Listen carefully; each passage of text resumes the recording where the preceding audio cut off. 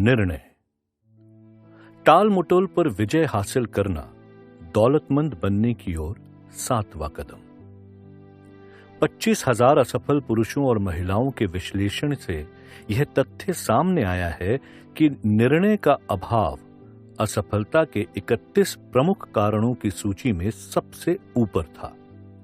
टाल मटोल की आदत, जो निर्णय करने के विरोधी हैं, एक आम शत्रु है जिसे हर आदमी को जीतना चाहिए। जब यह पुस्तक पढ़ना समाप्त करेंगे और इसमें बताए गए सिद्धांतों को कार्य रूप में बदलने की तैयार होंगे, तो आपको तत्काल और निश्चित निर्णय पर पहुंचने की अपनी क्षमता को जांचने का अवसर मिलेगा। उन सैकड़ों लोगों के विश्लेषण के बाद जिन्होंने दौलत कमाई है और जो $10 लाख के पार निकल गए हैं, यह तथ्य सामने आया है कि उनमें से हर एक में तत्काल निर्णय पर पहुंचने की आदत थी और इन निर्णयों को अगर बदलना होता था तो वे इन्हें बदलने में जल्दबाजी नहीं करते थे। जो लोग दौलत कमाने में असफल थे, उनमें से हर एक बिना अपवाद के या तो निर्णय लेता ही नहीं था, और अगर लेता भी था तो उसमें बहुत देर लगाता था, परंतु वह लिए गए निर्णय अक्सर बदल लेता था और इसमें जल्दबाजी का परिचय देता था।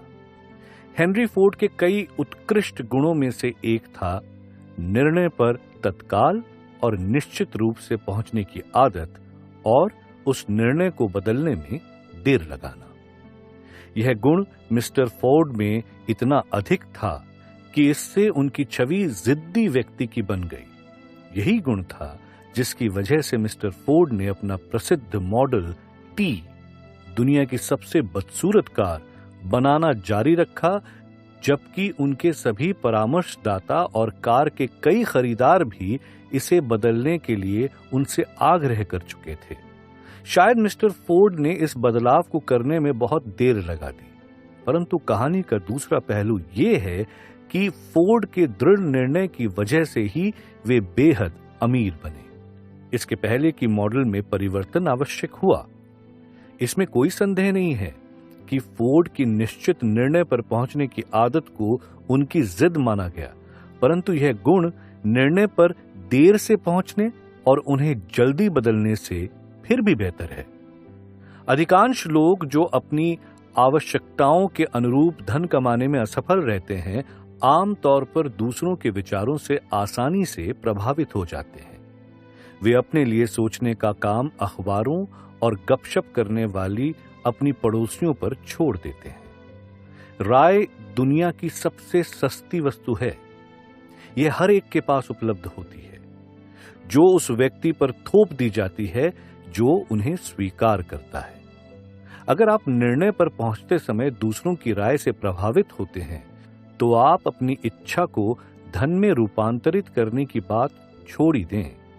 किसी भी काम में सफल नहीं होंगे। अगर आप दूसरों की राय से प्रभावित होते रहते हैं, तो आपकी अपनी कोई इच्छा ही नहीं होगी। जब आप यहां पर बताए गए सिद्धांतों को कार्य रूप में बदलना शुरू करें, तो अपने खुद ब खुद के निर्णयों पर पहुंचें और उनका अनुसरण करके अपने परामर्शदाता स्वयं बने। अपने मास्टरमाइंड समूह के सदस्यों के अलावा किसी दूसरे को अपने विश्वास में ना लें। अपने मास्टरमाइंड समूह के बचने के बारे में बेहद सतर्क रहें, ताकि आप केवल उन्हीं को चुनें जो आपके लक्ष्य के प्रति पूरी सहानुभूति और उत्साह अनुभव करते हैं। यह भी याद रखें कि जब भी आप किसी ऐसे आदमी के सामने अपना मुंह खोलते हैं जिसमें ज्ञान की प्रचुरता है, तो आप उस व्यक्ति के सामने अपने ज्ञान के पूरे स्टॉक या उसके अभाव को प्रदर्शित करते हैं। वास्तविक ज्ञान आमतौर पर विनम्रता और मौन के द्वारा झलकता है। इस तथ्य को भी दिमाग में रखें कि आप जिस भी व्यक्ति से जूझते हैं, वह भी आप ही की तरह पैसे कमाने के अवसर तलाश रहा है। अगर आप अपनी योजनाओं के बारे में अधिक खुलकर बातें करेंगे, तो आपको यह जानकर आश्चर्य होगा कि सामने वाले आदमी ने आपसे पहले ही आपके लक्ष्य को कार्य रूप में परिवर्तित कर लिया है, जिसकी योजनाओं के बारे में आपने मूर्खतावश बड़बोलापन दिखाया था। आपका सबसे पहला निर्णय यह होना चाहिए कि आप अपना मुंह बंद रखें और अपने कान एवं आंख खुले रखें। इस सलाह का पालन करने की याद दिलाने के लिए यह उपयोगी होगा। यदि आप नीचे दिए गए सूत्र वाक्य को बड़े अक्षरों में लिख लें और किसी ऐसी जगह रख दें जहां आप इसे हर रोज देख सकें। दुनिया को बताएं कि आप क्या करना चाहते हैं, पहले इसे करके दिखा दें। इसे दूसरे तरीके से कहा जाए तो शब्द नहीं बल्कि कर्म प्रधान होता है। एक निर्णय पर स्वतंत्र और मृत्यु निर्भर थी। निर्णयों का महत्व उस साहस पर निर्भर करता है जो उन्हें लेने के लिए जरूरी होता है। महान निर्णय जो आगे चलकर सभ्यता के आधार स्तंभ बने बहुत जोखिम भरे निर्णय थे, जिसमें मृत्यु का खतरा भी शामिल था। दासों को मुक्त करने का लिंकन का प्रसिद्ध निर्णय, जिसने अमेरिका के अश्वेत लोगों को स्वतंत्रता दी, यह जानते बूझते लिया गया था कि इस काम के बाद हजारों दोस्त और राजनीतिक समर्थक उसके विरोधी बन जाएंगे। अपने व्यक्तिगत विश्वास के बारे में समझौता करने के बजाय जहर भरा प्याला पीने की सुकरात का निर्णय एक साहसिक निर्णय था। इससे उन्होंने समय के रुख को 1000 साल बाद की तरफ मोड़ दिया और उन लोगों के विचार और शब्दों की स्वतंत्रता का अधिकार दिलवाया जो तब पैदा भी नहीं हुए थे। जब जनरल रॉबर्ट ई ली यूनियन के साथ दोराहे पर आए और उन्होंने दक्षिण का समर्थन करने का निर्णय लिया, तो उनका निर्णय भी एक साहसिक निर्णय था, क्योंकि वे अच्छी तरह से जानते थे कि बहुत से लोगों की मृत्यु होगी और इसमें उनकी जान भी जा सकती है। एक निर्णय पर स्वतंत्र और मृत्यु निर्भर थी। अब तक का सबसे महान निर्णय फिलाडेल्फिया में 4 जुलाई 1776 को लिया गया, जब 56 लोगों ने एक दस्तावेज पर अपने नाम लिखकर हस्ताक्षर किए और वे जानते थे कि इससे या तो सारे अमेरिकी लोग स्वतंत्र हो जाएंगे या फिर ये सभी 56 लोग फांसी के फंदों पर लटक जाएंगे। आपने इस प्रसिद्ध दस्तावेज के बारे में सुना होगा, परंतु आप शायद इससे व्यक्तिगत उपलब्धि का महान सबक सीखना भूल गए होंगे, जो यह इतने सीधे ढंग से सिखाता है। हम सभी को उस महत्वपूर्ण निर्णय की तारीख याद है, परंतु हम में से बहुत कम लोगों को यह एहसास है कि यह निर्णय लेने में कितने साहस की जरूरत थी। हमें अपना इतिहास याद है क्योंकि हमें यह पढ़ाया जाता है। हमें तारीखें याद हैं, लड़ने वाले योद्धाओं के नाम याद है, हमें वैली फोर्स और यॉर्क टाउन याद है, हमें जॉर्ज वॉशिंगटन और लॉर्ड कॉर्नवालिस याद है, परंतु हमें इन नामों, तिथियों और स्थानों के पीछे उस वास्तविक शक्तियों के बारे में बहुत कम पता है जिसने हमारी स्वतंत्रता सुनिश्चित की, और यह यॉर्क टाउन में वॉशिंगटन की सेनाओं के पहुंचने से काफी पहले ही हो चुका था। इसे ट्रेजेडी ही कहा जाना चाहिए कि इतिहास के लेखकों ने पूरी तरह से उस महान शक्ति का उल्लेख नहीं किया जिसने इस देश को जन्म दिया, इसे स्वतंत्रता दी और दुनिया के सभी देशों के सामने स्वतंत्रता के एक नए मानक स्थापित किए। मैं इसे ट्रेजेडी मानता हूं क्योंकि यही वो शक्ति है जिसका प्रयोग व्यक्ति जीवन में कठिनाइयों और बाधाओं को पार करने में करता है और जीवन को मांगी गई कीमत चुकाने को विवश करता है। हम सनखसी में उन घटनाओं की ओर देखें जिन्होंने इस शक्ति को जन्म दिया। कहानी बॉस्टन में 5 मार्च 1770 की घटना से शुरू होती है। ब्रिटेन के सिपाही सड़कों पर गश्त लगा रहे थे और अपनी उपस्थिति में नागरिकों को खुलकर धमकी दे रहे थे। औपनिवेशक लोग अपने बीच में मार्च कर रहे थे। हथियारबंद सैनिकों से चिढ़ गए। उन्होंने अपनी चिढ़ को खुलकर अभिव्यक्त करना शुरू किया और गश्त लगा रहे सैनिकों पर पत्थर और नारे बरसाए जब तक कि उनके नायक ने यह आदेश नहीं दिया, संगीने तान लो, हमला बोल दो। युद्ध शुरू हो गया।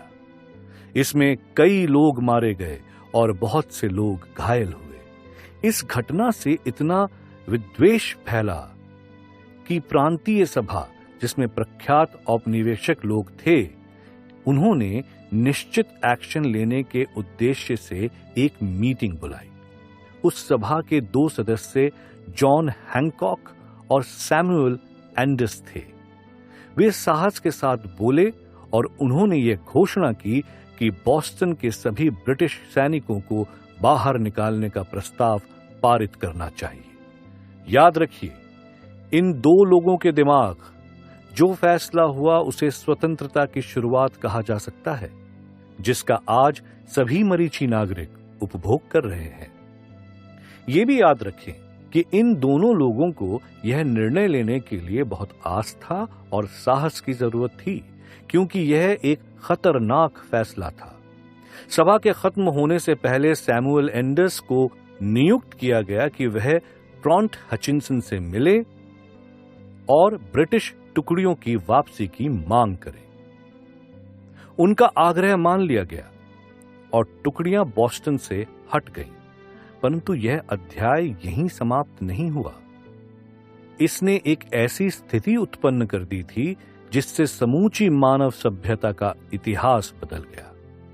रिचर्ड हेनरी ली इस कहानी में एक महत्वपूर्ण तत्व इसलिए बने क्योंकि उनमें और सैमुअल एंडस में अक्सर पत्राचार होता था, जिसमें वे अपने प्रांत के लोगों के कल्याण के बारे में आशा और डर को खुलकर बताते थे। इस आदत से एंडस के मन में यह विचार आया कि 13 कॉलोनियों के बीच पत्रों के आपसी आदान प्रदान से उनके प्रयासों में समरूपता आ जाएगी, जो समस्याओं को सुलझाने के संबंध में बहुत सहायक सिद्ध होगी।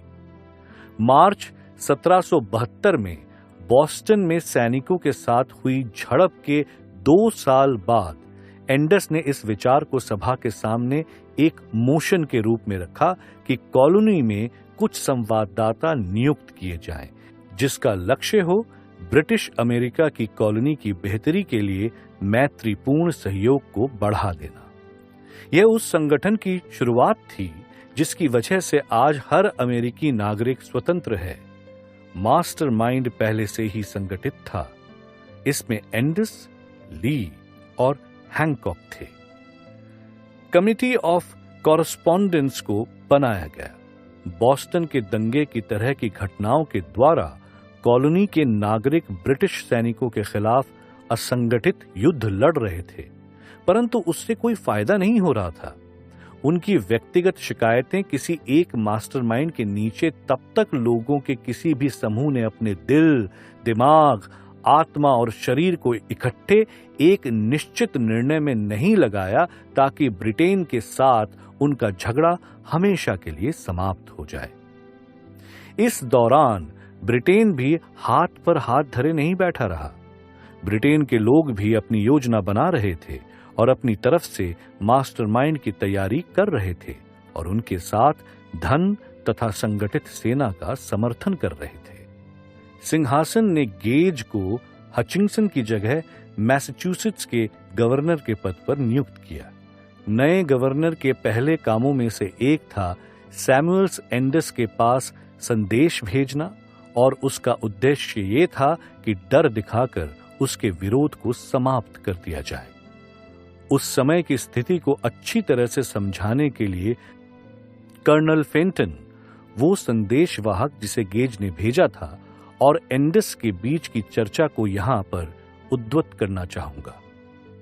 कर्नल फेंटन: मिस्टर एंडस, मुझे गवर्नर गेज ने अधिकृत किया है ताकि मैं आपको आश्वस्त कर सकूं कि गवर्नर को यह शक्तियां प्रदान की गई हैं कि वे आपको ऐसे लाभ प्रदान कर सकते हैं जिनसे आप संतुष्ट हो जाएं। रिश्वत देने का वादा करके एंडस को अपनी तरफ मिलाने का प्रयास। इसके लिए सिर्फ एक शर्त है, और यह कि आप सरकार के फैसलों का विरोध करना बंद कर दें। गवर्नर की आपको यही सलाह है कि आप सरकार को आगे कभी अप्रसन्न ना करें। आपका व्यवहार इस प्रकार का है कि आपको हेनरी अष्टम के कानून द्वारा सजा दी जा सकती है, जिसके द्वारा लोगों पे देशद्रोह का मुकदमा इंग्लैंड में चल सकता है और इसका फैसला किसी प्रांत का गवर्नर करता है। परंतु अगर आप अपनी राजनीतिक दिशा बदल लेते हैं तो इससे न सिर्फ आपको बहुत से व्यक्तिगत लाभ होंगे, बल्कि आपकी सम्राट से सुलह भी हो जाएगी। सैमुअल्स एंडस को दो निर्णयों में से एक चुनना था। या तो वो विरोध करना बंद कर सकता था और व्यक्तिगत रिश्वत ले सकता था, या फिर वो विरोध जारी रख सकता था और फांसी पर चढ़ने का जोखिम ले सकता था। स्पष्ट रूप से वो समय आ चुका था जब एंडस तत्काल निर्णय लेने के लिए विवश था, एक ऐसा निर्णय जो उसकी जान भी ले सकता था। एंडस ने कर्नल फेंटन से ये वादा लिया कि कर्नल उसके जवाब को गवर्नर को ज्यों का त्यों सुनाएंगे। एंडस का जवाब: आप गवर्नर गेज को बता सकते हैं कि मुझे विश्वास है कि मैंने सम्राट के साथ काफी पहले सुलह कर ली है। कोई व्यक्तिगत लाभ मुझे इस बात के लिए प्रेरित नहीं कर सकता कि मैं अपने देश के लिए सही काम करना छोड़ दूं। गवर्नर गेज को यह भी बताना कि सैमुअल एंडस ने उन्हें यह सलाह दी है कि किसी उत्तेजित जनता की भावनाओं का वे अपमान न करें। जब गवर्नर गेज को एंडस का ये तीखा जवाब मिला तो वे गुस्से से भर गए और उन्होंने एक घोषणा पत्र जारी किया: मैं यहां गवर्नर होने के नाते उन सभी व्यक्तियों को क्षमा दान देने का प्रस्ताव रखता हूं और उसका वादा करता हूं जो तत्काल अपने हथियार डाल देंगे और शांति प्रिय जनता के कर्तव्यों पर लौट जाएंगे। परंतु सैमुअल एंडस और जॉन हैंकक को इस क्षमा का लाभ नहीं मिलेगा, जिनके अपराध इतने देशद्रोही प्रकृति के हैं कि उनके प्रति दंड के अतिरिक्त कोई और कदम नहीं उठाया जा सकता। एंडस और हैंकॉक अब बुरी तरह से फंस चुके थे। क्रुद्ध गवर्नर ने इन दोनों व्यक्तियों को एक और निर्णय लेने पर विवश कर दिया था, जो उतना ही खतरनाक था। उन्होंने अपने प्रबल समर्थकों की एक रहस्यमयी मीटिंग जल्दी बुलाई। मीटिंग में सब लोगों के आ जाने के बाद एंडस ने दरवाजे पर ताला लगा दिया और उसकी चाबी अपने जेब में रख ली और सभी उपस्थित लोगों को यह जानकारी दी कि यह अनिवार्य है कि कॉलोनीज की कांग्रेस गठित करें और कोई व्यक्ति तब तक कमरा न छोड़े जब तक कि कांग्रेस के बारे में वे लोग किसी निर्णय पर न पहुंच जाएं। बहुत रोमांचक माहौल था। कुछ ने इस तरह क्रांतिकारी कदम के संभावित परिणामों को तोला, कुछ गवर्नर की अवहेलना करते हुए इतने निश्चित निर्णय पर पहुंचे कि समझदारी पर गंभीर शंका व्यक्त की। उस कमरे में दो लोग बंद थे जिन्हें डर छू भी नहीं पाया था। वे लोग असफलता की संभावना के प्रति अंधे थे, हैंकॉक और एंडस। उनके मन के प्रभाव से दूसरे लोग भी इस बात पर सहमत हो गए कि कॉरेस्पॉन्डेंस कमेटी के द्वारा इस तरह की व्यवस्था की जाए कि पहली कॉन्टिनेंटल की मीटिंग फिलाडेल्फिया में 5 सितंबर 1774 को आयोजित किया जाए। नई कांग्रेस की पहली बैठक के पहले एक और लीडर देश के दूसरे हिस्से में ब्रिटिश अमेरिका के अधिकारों पर संक्षिप्त दृष्टि प्रकाशित करने की कागार पर थे। यह व्यक्ति था वर्जीनिया प्रांत का थॉमस जेफरसन, जिसके लॉर्ड डॉनमोर वर्जीनिया में सरकार के प्रतिनिधि से संबंध उतने ही तनावपूर्ण थे जितने हैंकॉक और एंडस के अपने गवर्नर से थे। उनके प्रसिद्ध अधिकारों की संक्षेपिका के प्रकाशित होने के कुछ ही समय बाद जेफरसन को यह जानकारी दी गई कि उन पर सम्राट के विरोध में द्रोह करने के लिए मुकदमा चलाया जा सकता है। इस धमकी से प्रेरित होकर जेफरसन के सहयोगी पैट्रिक हेनरी ने साहस के साथ अपने दिल की बात कही और उन्होंने अपनी बात को जिस वाक्य से समाप्त किया वह हमेशा के लिए याद रखा जाएगा: अगर ये देशद्रोह है तो आपको जितने आरोप लगाने हों लगा लें। इस तरह के लोग कॉलोनियों के भविष्य पर गंभीर सोच विचार करते हुए बैठे थे, जिनके पास ना तो शक्ति थी, ना ही सत्ता, ना ही सैनिक बल और ना ही पैसा। इन्हीं लोगों के कारण पहली कॉन्टिनेंटल कांग्रेस शुरू हुई और 2 साल तक रुक रुक कर चलती रही। फिर 7 जून 1776 को रिचर्ड हेनरी ली उठे और उन्होंने अध्यक्ष को संबोधित करते हुए सभा के सामने प्रस्ताव रखा।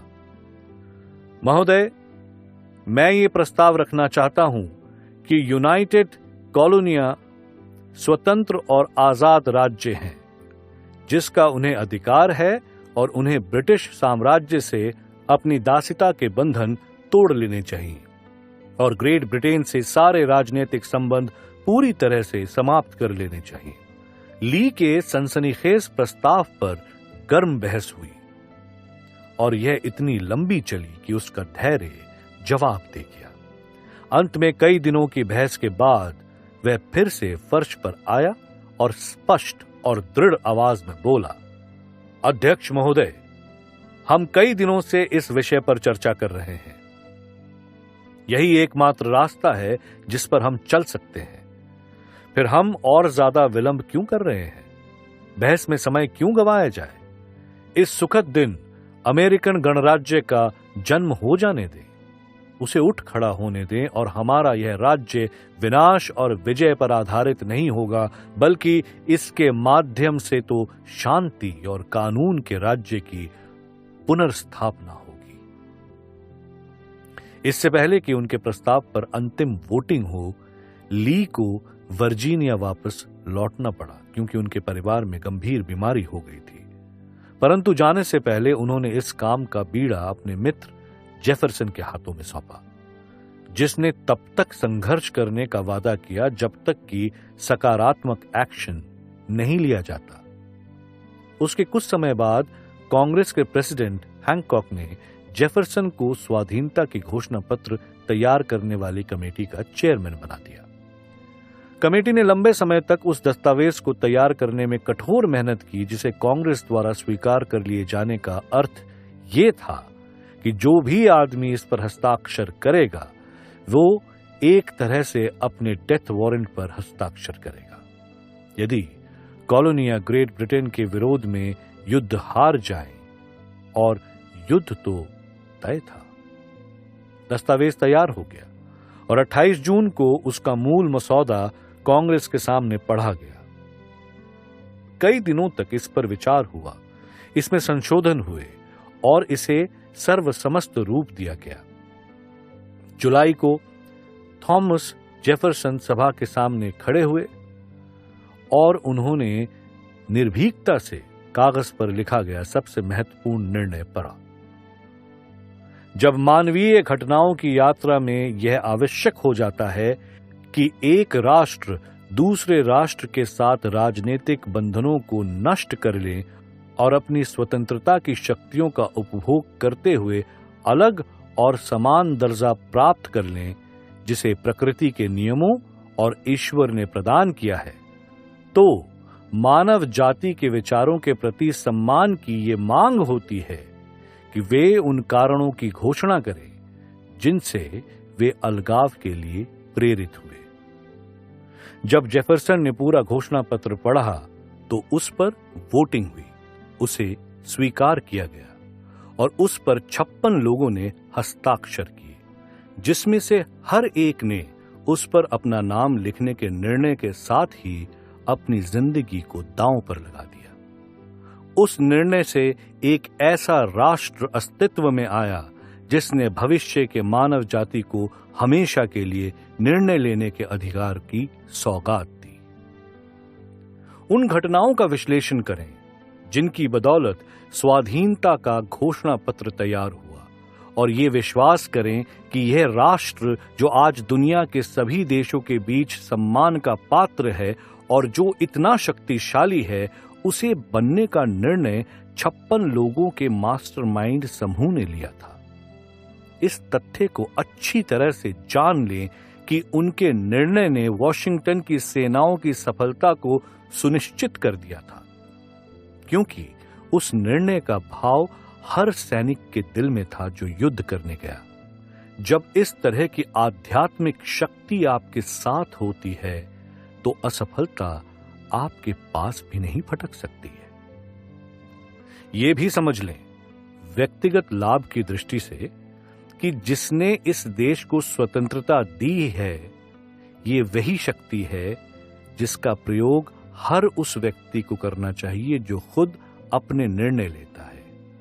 यह शक्ति इस पुस्तक में बताए गए सिद्धांतों से आती है। स्वाधीनता के घोषणा पत्र में इसे खोजना कठिन नहीं होगा। कम से कम 6 सिद्धांत तो आपको मिल ही जाएंगे। इच्छा, निर्णय, विश्वास, लगन, मास्टरमाइंड और सुव्यवस्थित योजना। इस पूरी फिलॉसफी में यह सुझाव मिलेगा कि अगर प्रबल इच्छा को विचार का समर्थन मिले तो इसमें आपको भौतिक रूप में बदलने की प्रवृत्ति होती है। आप इस तरीके का आदर्श उदाहरण इस कहानी में खोज सकते हैं और यूनाइटेड स्टेट्स स्टील कॉरपोरेशन के संगठन की कहानी भी इसी बात का आदर्श उदाहरण है कि विचार किस तरह अद्भुत रूप से रूपांतरित होते हैं। इस तरीके के रहस्य की खोज में चमत्कार की तलाश न करें, क्योंकि आपको चमत्कार नहीं मिलेंगे। आपको केवल प्रकृति के शाश्वत नियम मिलेंगे। यहां नियम हर उस आदमी के लिए उपलब्ध हैं जिसमें इनका प्रयोग करने का विश्वास और साहस है। इनका प्रयोग देश की स्वतंत्रता प्राप्त करने के लिए भी किया जा सकता है और अमीर बनने के लिए भी। जो लोग तत्काल और निश्चित निर्णय पर पहुंचते हैं, वे जानते हैं कि वे क्या चाहते हैं और आम तौर पर यह उन्हें मिल जाता है। जीवन के किसी भी क्षेत्र में लीडर्स तत्काल और दृढ़ता से निर्णय लेते हैं। यही वह सबसे प्रमुख कारण है कि वे लीडर्स होते हैं। दुनिया में उस व्यक्ति को जगह देने की आदत होती है जिसके शब्दों और कार्यों से पता चलता है कि वह जानता है कि वह कहां जा रहा है। और निर्णय एक ऐसी आदत है जो बचपन में शुरू होती है। जब बच्चा ग्रेड स्कूल, हाई स्कूल और कॉलेज में आगे बढ़ता है तो यह आदत धीरे धीरे स्थायी आदत बनती जाती है, जिसमें लक्ष्य की कोई निश्चितता नहीं होती। और निर्णय की आदत विद्यार्थियों के साथ उस व्यवसाय में भी जाती है जिसे वो चुनता है, अगर वो सचमुच कोई व्यवसाय चुने तो। आमतौर पर कॉलेज से निकलने के बाद विद्यार्थी सिर्फ नौकरी की तलाश करता है, चाहे उसे जो भी नौकरी मिले। वो मिलने वाली पहली नौकरी को करने लगता है क्योंकि उसे अनिर्णय की आदत पड़ गई है। 96% लोग आज ऐसे पदों पर सिर्फ तनख्वाह के लिए काम कर रहे हैं क्योंकि उनमें किसी निश्चित पद की योजना बनाने के लिए निश्चित निर्णय लेने की शक्ति का अभाव था और उनमें ये ज्ञान भी नहीं था कि नियोक्ता का चुनाव कैसे किया जाए। निश्चित निर्णय लेने में हमेशा साहस की आवश्यकता होती है, कई बार तो बहुत अधिक साहस की। 56 लोगों ने जब स्वाधीनता के घोषणा पत्र पर हस्ताक्षर किए तो उन्होंने अपने इस निर्णय पर अपने जीवन को दांव पर लगा दिया। जो व्यक्ति किसी पद को हासिल करने के लिए निश्चित निर्णय पर पहुंचता है और जीवन में अपनी सेवाओं का वही सेंट वसूल करता है जो वो चाहता है, वो अपने इस निर्णय पर अपने जीवन को तो दांव पर नहीं लगाता है। आर्थिक स्वतंत्रता, अमीरी, अपेक्षित बिजनेस और प्रोफेशनल पद उस व्यक्ति की पहुंच में नहीं है जो इन चीजों की आशा करने, इनकी योजना बनाने और इनकी मांग करने को नजरअंदाज करता है या इससे इनकार करता है।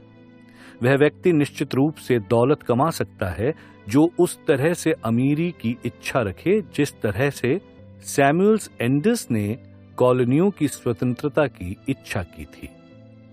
आधुनिक वक्त का सबसे बढ़िया उदाहरण फेडरल एक्सप्रेस यानी फेडेक्स के फाउंडर फ्रेड स्मिथ हैं, जिन्होंने निर्णय लेने का साहस किया।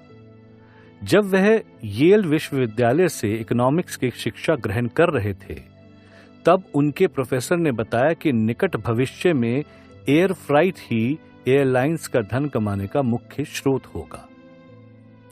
इसके विपरीत स्मिथ ने परीक्षा में बिल्कुल उलट लिखा।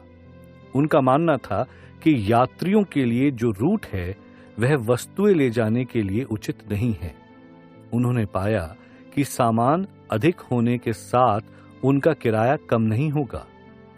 एयर फ्राइट तभी फायदेमंद हो सकता है जब संपूर्ण रूप से एक नया सिस्टम बनाया जाए जो बड़े शहरों के साथ छोटे शहरों तक भी पहुंच बना सके और किराया पैकेज के हिसाब से हो, ना कि व्यक्तियों के लिए।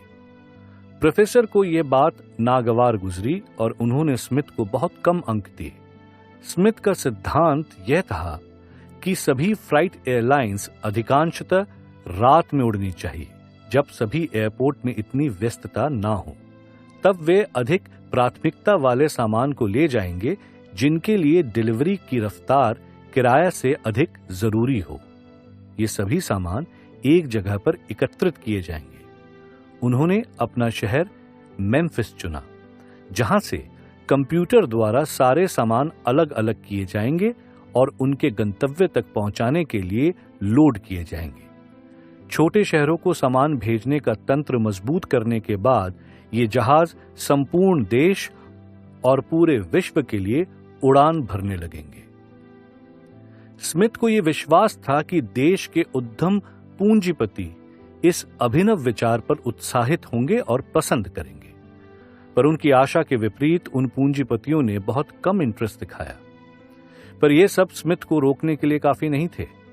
इस प्रोजेक्ट के लिए उनका समर्पण और जुनून ही था जिसके द्वारा उन्होंने 91 मिलियन की पूंजी एकत्रित कर ली। उस वक्त उनकी प्रतिस्पर्धी कंपनियों को यह महसूस हुआ कि स्मिथ का विचार उनकी इंडस्ट्री के लिए संभावित खतरा है। सभी एयरलाइंस ने नागरिक वैमानिक बोर्ड में स्मिथ की जरूरी अनुमति न मिलने के लिए भरसक कोशिश की।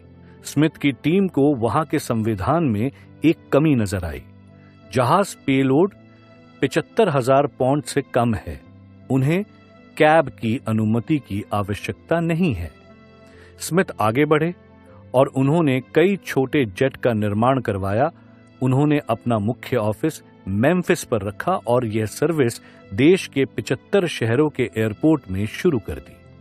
फेडेक्स देश के विभिन्न भागों से सामान मेम्फिस में पहुंचाता, जहां उन्हें अलग किया जाता और तुरंत फिर से उनके गंतव्य में पहुंचाने के लिए रीशिप किया जाता। स्मिथ ने सभी वस्तुओं को पहुंचाने के लिए 24 घंटे का अपना टारगेट सेट किया और यह गोल लगभग हर बार पूरा किया। कठिन परिश्रम और इतने प्रयासों के बाद भी कंपनी को पहले 4 वर्षों में भारी नुकसान हुआ। यह नुकसान लाखों डॉलर का था। निवेशकों को इस बात की विशेष चिंता होने लगी थी। नुकसान के बावजूद निवेशकों ने स्मिथ को जिम्मेदार ठहराया, यहां तक कि उन्हें कंपनी से निकालने के बारे में भी विचार किया। परंतु स्मिथ का विश्वास नहीं डगमगाया। उनका साहस कभी कमजोर नहीं पड़ा। उन्होंने कई विशेषज्ञों को कंपनी में लिया और दिन रात काम पर जुट गए। अगले वर्ष फेडरल का राजस्व 75 मिलियन डॉलर कर दिया, यानी 3.6 मिलियन डॉलर का मुनाफा। फैक्स प्रतिस्पर्धा की वजह से चिट्ठियों और डॉक्यूमेंट्स के लिए फेडेक्स का उपयोग नहीं होता था।